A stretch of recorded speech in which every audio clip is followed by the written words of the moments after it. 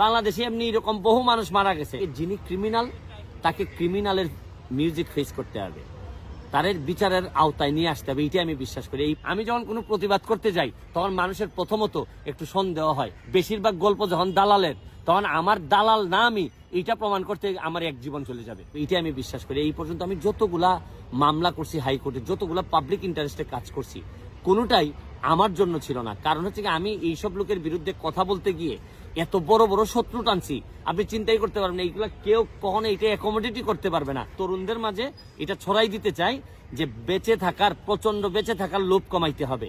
এটা যদি লোভ কমাইতে পারেন তাহলে যতদিন বাঁচবেন বাঘের বাচ্চার মতো বাঁচবেন। তারপর আপনাকে এই অভিযোগগুলো প্রতিবারই কেন করা হয়? এই ক্ষেত্রগুলো অভিযোগ করা হয় হচ্ছে কি, এইগুলা তো নতুন, কারণ এই দেশের যত গল্প শুনে মানুষ সবই হচ্ছে কি কম্প্রোমাইজের গল্প, যে ভাই টাকা দেন আপনারা কিছু বলবো না, সব তো ম্যানেজিং এর গল্প।